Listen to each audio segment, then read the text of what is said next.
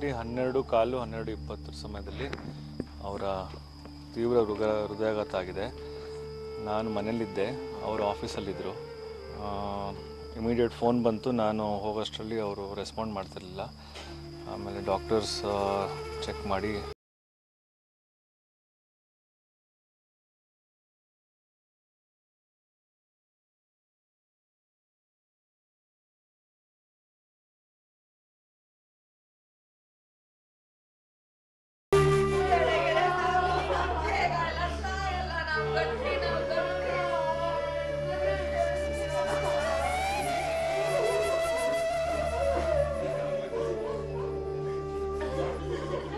ನನ್ನ ತಂದೆ ನನ್ನ ಜೊತೆಲಿಲ್ಲ. ನಮ್ಮ ಇಡೀ ಸಂಸಾರಕ್ಕೆ, ನಮ್ಮ ಇಡೀ ಮನೆಗೆ, ಅವರನ್ನು ನಂಬಿಕೊಂಡಿರೋರು ಅಷ್ಟೂ ಜನಕ್ಕೆ ತುಂಬ ದುಃಖ ಆಗಿದೆ.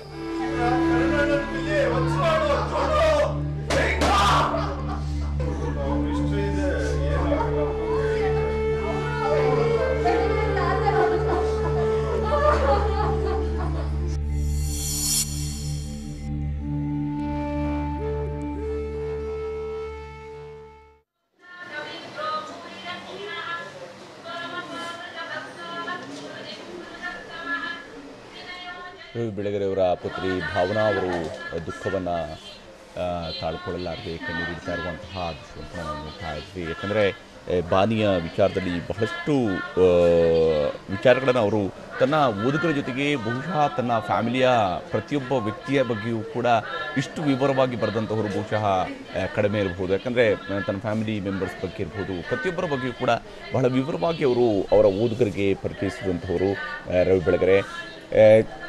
ಬಳ್ಳಾರಿಯಲ್ಲಿ ಜನಿಸಿದವರು, ಇತಿಹಾಸದಲ್ಲಿ MA ಪದವಿಯನ್ನು ಪಡೆದಂಥವರು, ಕೆಲ ಕಾಲ ಅವರು ಮೇಷ್ಟ್ರಾಗಿಯೂ ಕೂಡ, ಉಪನ್ಯಾಸಕರಾಗಿಯೂ ಕೂಡ ಕೆಲಸ ನಿರ್ವಹಿಸ್ತಾರೆ. ಅದಾದ ನಂತರ ಸಂಯುಕ್ತ ಕರ್ನಾಟಕದಲ್ಲಿ ಕೆಲಸ ನಿರ್ವಹಿಸಿದಂಥವರು, ಕರ್ಮವೀರ ಪತ್ರಿಕೆಯ ಸಂಪಾದಕರಾಗಿ ಕಾರ್ಯನಿರ್ವಹಿಸಿದರು. ಕರ್ಮವೀರ ಪತ್ರಿಕೆಯ ಸಂಪಾದಕರಾಗಿದ್ದಂತಹ ಸಂದರ್ಭದಲ್ಲಿ ಕ್ರೈಮ್ ಲೋಕದ ಬಗ್ಗೆ ಅವರು ಬರೆಯೋದಕ್ಕೆ ಶುರು ಮಾಡಿದಂಥದ್ದು. ಅದು ಸೀರಿಯಲ್ ಕಿಲ್ಲರ್ಗಳ ವಿಚಾರ ಇರಬಹುದು, ಕ್ರೈಮ್ ಲೋಕದ ವಿವಿಧ ಆಯಾಮಗಳ ಬಗ್ಗೆ ಅತ್ಯಂತ ಕಲರ್ಫುಲ್ಲಾಗಿ ಬರೆದಂಥವರು ರವಿ ಬೆಳಗೆರೆ. ಮತ್ತು ಇದೇ ಕಾರಣದಿಂದ ಕರ್ಮವೀರ ಪತ್ರಿಕೆಯ ಸರ್ಕ್ಯುಲೇಷನ್ ಕೂಡ ಜಾಸ್ತಿ ಆಯಿತು ಅನ್ನೋದನ್ನು ರವಿ ಬೆಳಗೆರೆ ಅನೇಕ ಬಾರಿ ಉಲ್ಲೇಖ ಮಾಡಿಕೊಳ್ತಾರೆ. ಆದರೆ ಅದಾದ ನಂತರ ಅಲ್ಲಿಂದ ನಂತರ ಕೆಲಸಕ್ಕಾಗಿ ಅವರು ಪಡುವಂತಹ ಪರಿಪಾಟಲು, ಬಹುಶಃ ಕಷ್ಟವನ್ನು ಅನುಭವಿಸಿ ಯಾವ ಸ್ವರೂಪದಲ್ಲಿ ಕಷ್ಟವನ್ನು ಅನುಭವಿಸಬಾರ್ದೋ ಆ ಎಲ್ಲ ಸ್ವರೂಪದ ಕಷ್ಟಗಳನ್ನು ಕೂಡ ಅನುಭವಿಸುವಂಥವರು ರವಿ ಬೆಳಗೆರೆ. ಕನ್ನಡಪ್ರಭದಲ್ಲೂ ಕೂಡ ಕಾರ್ಯನಿರ್ವಹಿಸುವಂಥವರು. ಅದಾದ ನಂತರ ಅವರು ತನ್ನದೇ ಆದಂತಹ ಒಂದು ಪತ್ರಿಕೆಯನ್ನು ಆರಂಭಿಸಬೇಕು ಅನ್ನುವಂಥ, ಯಾಕಂದರೆ ಬರಹ ಇದೆ ನನಗೆ, ಹಾಗಾಗಿ ನಾನೊಂದು ಪತ್ರಿಕೆಯನ್ನು ಯಾಕೆ ಆರಂಭಿಸಬಾರ್ದು. ಲಂಕೇಶ್ ಪತ್ರಿಕೆ ಆಗ ಬಹಳ ದೊಡ್ಡ ಮಟ್ಟಕ್ಕೆ ಲಂಕೇಶ್ ಪತ್ರಿಕೆ ದೊಡ್ಡ ಮಟ್ಟಕ್ಕೆ ಬೆಳೆದಿತ್ತು.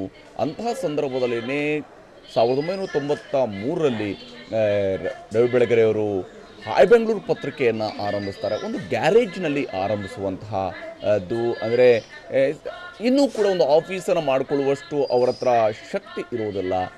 ಆದರೆ ಆ ಪತ್ರಿಕೆ ಬೆಳೆದಂತಹ ರೀತಿ, ಅದನ್ನು ಕಪ್ಪು ಸುಂದರಿ ಅಂತಲೇ ಕರಿತಾ ಇದ್ರು ರವಿ ಬೆಳಗೆರೆಯವರು. ಯಾವತ್ತೂ ಕೂಡ ತನ್ನ ಪತ್ರಿಕೆಯನ್ನು ಕಪ್ಪು ಸುಂದರಿ ಅಂತಲೇ ಕರಿತಾ ಇದ್ರು. ಎಲ್ಲ ಪತ್ರಿಕೆಗಳು, ಈಗ ಇನ್ಕ್ಲೂಡಿಂಗ್ ಲಂಕೇಶ್ ಪತ್ರಿಕೆ ಕೂಡ ಕಲರ್ ಪೇಜಸ್ಗಳಿಗೆ ಶಿಫ್ಟ್ ಆದ ನಂತರವೂ ಕೂಡ ರವಿ ಬೆಳಗೆರೆಯವರು ಯಾವತ್ತೂ ಕೂಡ ತನ್ನ ಕಪ್ಪು ಸುಂದರಿಯನ್ನು ಬಣ್ಣದಲ್ಲಿ ತೋರಿಸ್ಕೊಳ್ಳೋದಕ್ಕೆ ಬಯಸಿರಲಿಲ್ಲ. ಬದಲಿಗೆ ಆ ಕಪ್ಪು ಸುಂದರಿಯಾಗಿಯೇ ಹಾಯ್ ಬೆಂಗಳೂರು ಪತ್ರಿಕೆ ಬರ್ತಾ ಇತ್ತು. ಆ ಪತ್ರಿಕೆಯನ್ನು ದೊಡ್ಡ ಮಟ್ಟದಲ್ಲಿ, ಯಾಕಂದರೆ ಅದು ಒಂದು ಹಂತದಲ್ಲಿ ಅದು ಕರ್ನಾಟಕದಲ್ಲಿ ಸರ್ಕ್ಯುಲೇಷನ್ನ ವಿಚಾರವಾಗಿ ಬಂದಂತಹ ಸಂದರ್ಭದಲ್ಲಿ ವಾರಪತ್ರಿಕೆಗಳಲ್ಲಿ ಅತಿ ಹೆಚ್ಚು ಸರ್ಕ್ಯುಲೇಷನ್ ಇರತಕ್ಕಂತಹ ಪತ್ರಿಕೆಯಾಗಿಯೂ ಕೂಡ ಬೆಳೆದಿತ್ತು.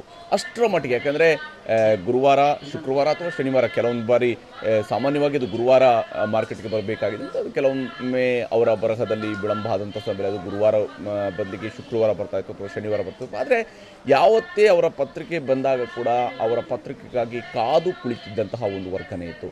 ಅವರ ಬರಹಗಳ ಚಂದ ಆ ರೀತಿಯದ್ದು.